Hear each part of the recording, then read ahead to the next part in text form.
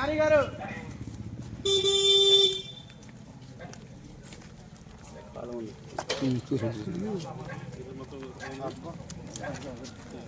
చారి గారు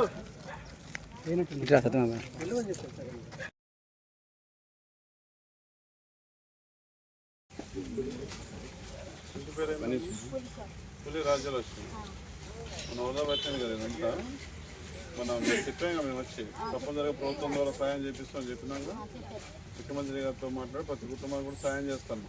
ఇవాళ చెక్కులు పంపండి, మీతోనే స్టార్ట్.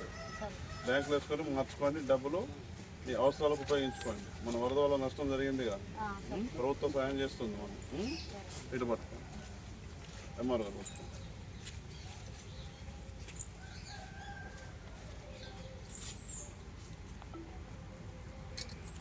బాయంగారి నాయకత్వం, బాయంగారి నాయకత్వం.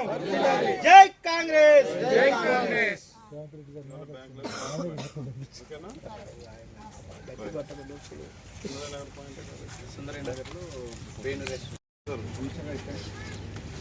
ఎంపీడీఓ గారు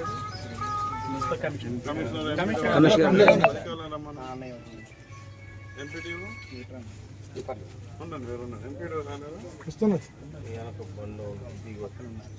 ఎన్నికల ముందు కూడా ఏమైనా తిరిగినాం, ఇవాళ చెక్ ఇస్తాను.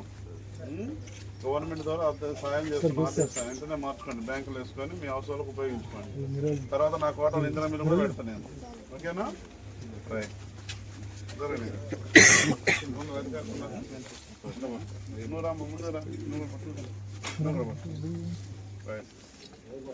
కమిషనర్ చేయండి. ఫస్ట్ కోటలో నిద్ర మిల్లు పెడతాను నేను, మంచిగా కట్టుకోండి, ఓకే? ఈరోజు మార్చుకోండి, బ్యాంకులో వేసుకోండి.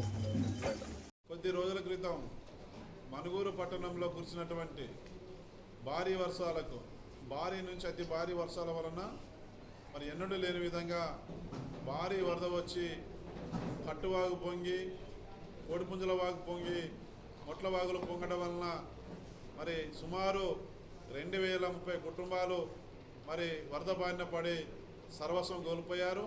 అటువంటి కుటుంబాలకు మరి ఎవరైతే వరద బారిన పడి మరి నష్టం జరిగిన ప్రతి కుటుంబాన్ని ఆదుకోవాలనే ఉద్దేశంతో ఇవాళ అన్ని కుటుంబాలకు రాష్ట్ర ప్రభుత్వం మరి సాయం చేయడం జరుగుతూ ఉంది. మరి ఒక్కొక్క కుటుంబానికి 16,500 రూపాయలు వారికి ఈ రోజున మరి ఇవ్వడం జరుగుతూ ఉంది. ప్రతి కుటుంబానికి కూడా మరి ఇవాళ ప్రారంభం చేసినాం. మరి దానితో పాటు ఈ వరదల్లో చనిపోయినటువంటి కుటుంబానికి తక్షణ సహాయంగా 5 లక్షల రూపాయల సహాయం కూడా అందించడం జరిగింది. మరి ఈ వరదల వల్ల తీవ్రంగా ఇల్లులు కొట్టుకుపోయి, గోడలు పడిపోయి, ఇల్లు కూలిపోయి ఎవరైతే ఉన్నారో వాళ్ళందరికీ కూడా మరి ఇందిరమ్మ ఇళ్ళ పథకంలో వారికి ఇందిరమ్మ ఇల్లు కట్టించడం జరుగుద్ది. అధైర్యపడవద్దని చెప్పేసి ఈ వరదల వల్ల నష్టపోయిన ప్రజలకి నేను విజ్ఞప్తి చేస్తా ఉన్నా. ప్రభుత్వం అన్ని విధాలుగా వరదల బారిన పడ్డ ప్రజలను ఆదుకోవడానికి, బాధితులను ఆదుకోవడానికి అన్ని రకాలుగా మరి సహాయం చేస్తూ ఉంది, అన్ని రకాలుగా ఆదుకుంటా ఉంది. ఏదైనా ఇబ్బంది కష్టం జరిగినా స్థానిక ఎమ్మెల్యేగా నా దృష్టి తీసుకురండి, వాళ్ళకి కూడా న్యాయం చేసి మరి ఎవరికి ఏ ఇబ్బంది లేకుండా చూసుకునే బాధ్యత ప్రభుత్వం తరఫున, స్థానిక ఎమ్మెల్యేగా నా తరఫున కూడా చేయడం జరుగుతూ ఉంది.